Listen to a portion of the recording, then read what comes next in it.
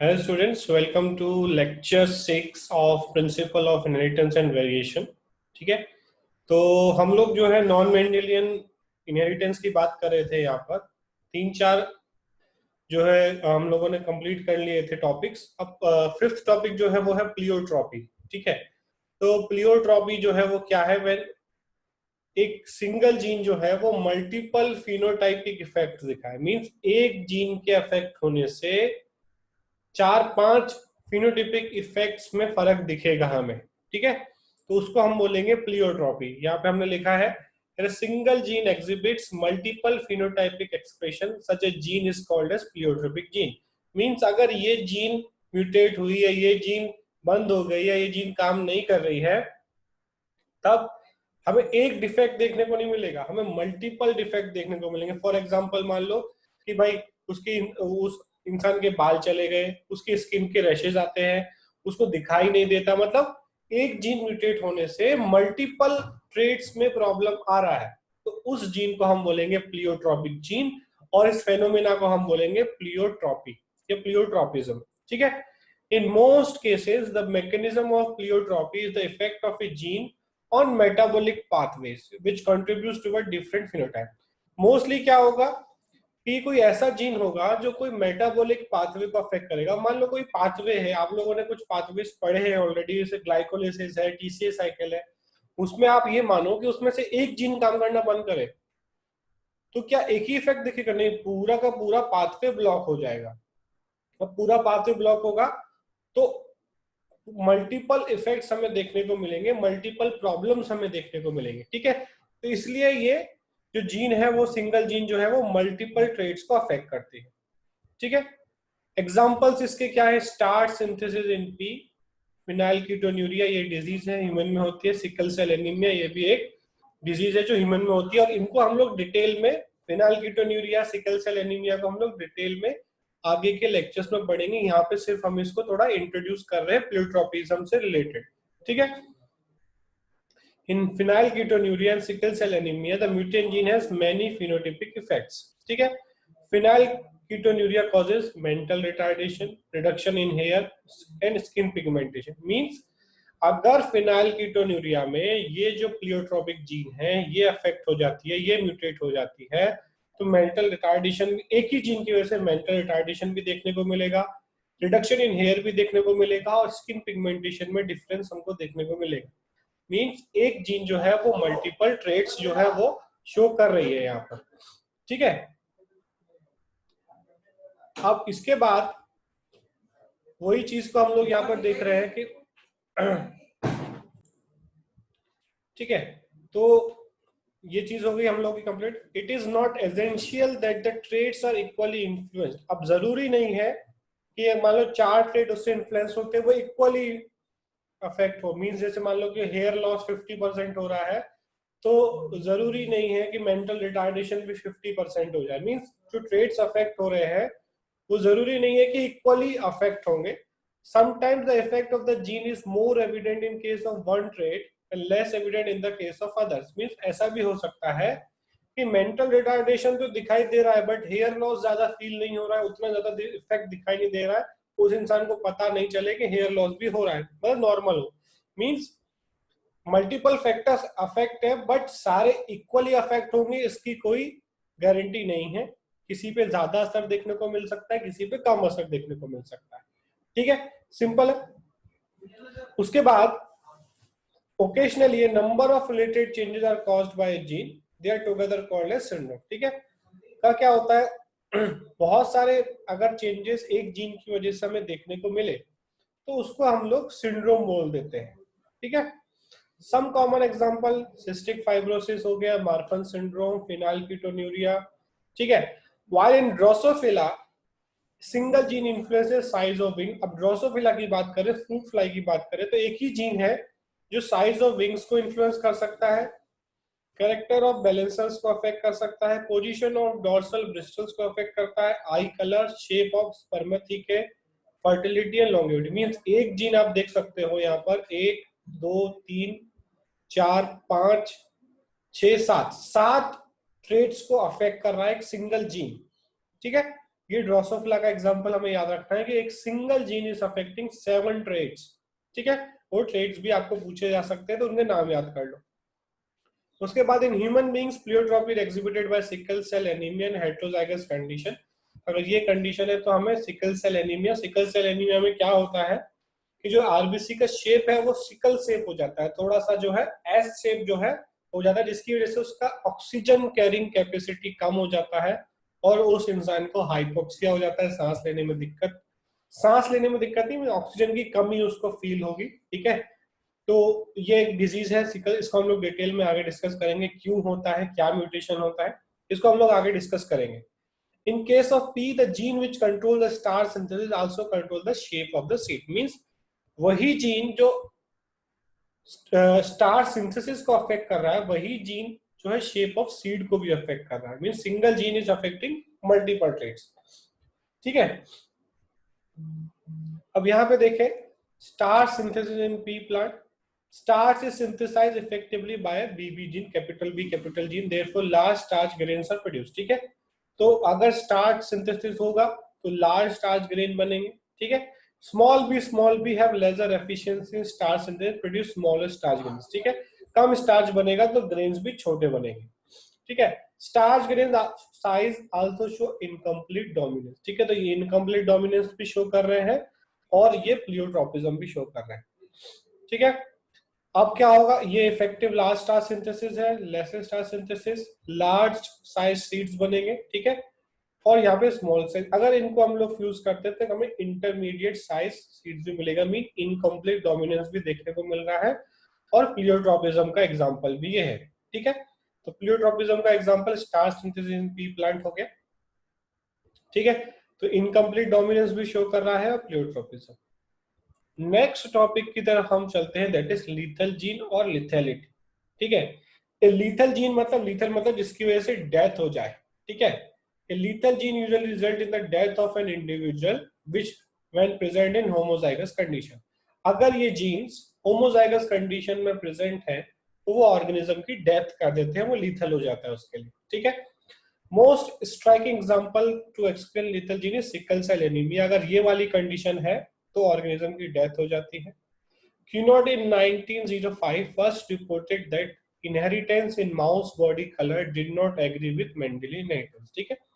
और ये सारी चीजें क्या है, ये नॉन मेंडेलियन है, मींस मेंडेलियन इनहेरिटेंस ये फॉलो नहीं कर रहे हैं, ठीक है। Because the dominant allele for yellow colour body colour is lethal in homozygous condition, ठीक है। इसका हम एग्जांपल देखेंगे क्रॉस के थ्रू।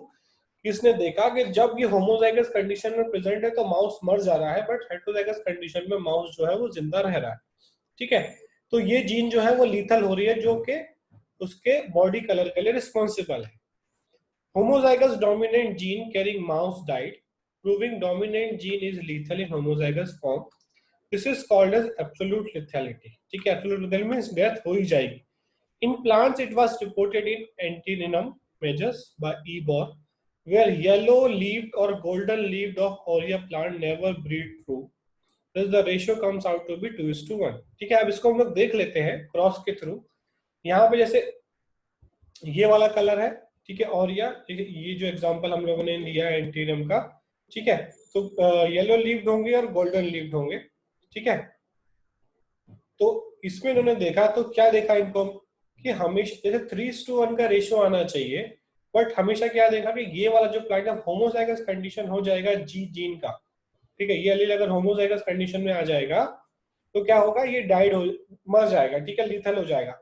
मींस 4 की जगह पे 3:1 की जगह पे 2:1 का रेशियो यहाँ पे जो लिखा हुआ है कि हमेशा ट्रू ब्रीडिंग हमें देखने को नहीं मिली, क्योंकि ट्रू ब्रीडिंग का क्या है रेशियो 3:1, तो 2:1 देखने को मिला क्योंकि ये होमोजाइगस कंडीशन में डेथ हो जाएगी। वैसे माउस के फर का एग्जांपल ले तो ये येलो रहेगा, ठीक है। ये जो हेटेरोजाइगस कंडीशन है उसमें ये येलो रहता है। जब इसको हम लोगों ने क्रॉस किया तो हमने क्या देखा, जब कैपिटल वाई होमोजाइगस कंडीशन इसका आया डोमिनेंट स्टेज में तो ये माउस जो है वो डेथ हो जाएगी उसकी। हेटेरोजाइगस कंडीशन में ये रहेगा येलो, और जब स्मॉल वाई रहेगा तो ब्राउन कलर, ठीक है। तो this is an example of lethal gene. हमने एक प्लांट में भी देख लिया और एनिमल में देख लिया, इसलिए यहाँ पे भी जो रेशियो आएगा वो 2:1 आएगा, क्योंकि ये माउस तो मर ही जाएगा। ठीक है, तो ये लिथेलिटी का एग्जांपल है, इसमें क्वेश्चन आ सकता है कि लिथेलिटी में F1 रेशियो में क्या रेशियो रहता है। ठीक है, हमें याद रखना है 2:1 का रेशियो रहता है, 3:1 या नहीं रहता है। ठीक है, बस इतना याद रखना है कि लीथल जीन जो है वो होमोजाइगस कंडीशन में ही एक्टिवेट होगी, एब्सोल्यूट लिथेलिटी तभी कॉज करेगी। ठीक है, अब हम लोग इसमें आगे बढ़ते हैं एक नेक्स्ट टॉपिक की तरफ जिसका नाम है chromosomal theory of inheritance. Chromosomal theory of inheritance means जो मेंडल ने बोला था वो क्रोमोसोम्स को रिस्पेक्ट में नहीं बोला था, उसने फैक्टर के रिस्पेक्ट में बोला था।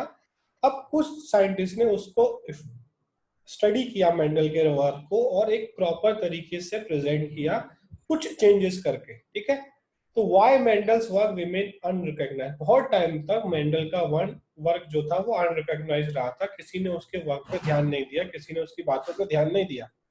क्या क्या पॉइंट्स है, कम्युनिकेशन वाज नॉट इजी, उसने किया बट उसको कम्युनिकेट नहीं कर पाया क्योंकि कोई ईमेल या इस तरीके की फैसिलिटी नहीं थी। His mathematical approach was new and unacceptable। अब बायोलॉजिस्ट जो है वो ऐसा मानते थे कि इसने तो भाई बहुत ज्यादा मैथमेटिक्स यूज किया है, जो रेशियो निकाले हैं, और बायोलॉजिस्ट को मैथमेटिक्स वैसे ही पसंद नहीं होता, तो लोग इसको एक्सेप्ट नहीं कर रहे थे कि भाई ये क्या लगा रहा है, बायोलॉजी में मैथ्स क्यों लगा रहा है। ठीक है, concept of genes as stable and discrete unit could not explain the continuous variation. ठीक है, अब इसने जो बताया था कि फैक्टर्स होते हैं, जीन्स होते हैं, वो एक्सप्लेन नहीं कर पा रहा था वेरिएशन को। ठीक है, कुछ चीजें एक्सप्लेन नहीं कर पा रहा था बट जो इसने बोला था वो सही था। He could not give physical proof existence of factor. ठीक है, और ये डीएनए नहीं बता पाया, ये जीन होती है वो फिजिकली कोई जीन को आइसोलेट करके नहीं दिखा पाया, ये एक हाइपोथेटिकली बोल रहा था कि जीन होते हैं, फैक्टर्स होते हैं, उसकी बात सही थी बट एक्सपेरिमेंटली वो जीन या फैक्टर को फिजिकली नहीं दिखा पाया।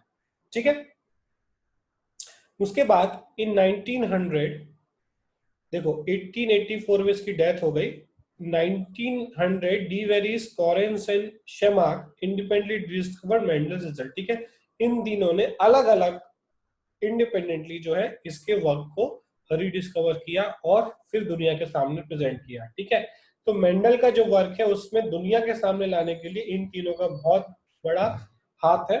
ठीक है, ठीक है, तो मेंडल ने भी यहाँ पे एक चीज लिखी थी अपनी लैंग्वेज में, ठीक है, जिसका मीनिंग है माई टाइम विल येट कम। ठीक है, तो वो जो आजकल इंडिया में चलता है कि अपना टाइम आएगा, वो जो है इसने भी बोला था। ठीक है, तो ये बहुत कॉमन डायलॉग है, ये 1800 से चला आ रहा है कि अपना टाइम आएगा और उसका टाइम आया।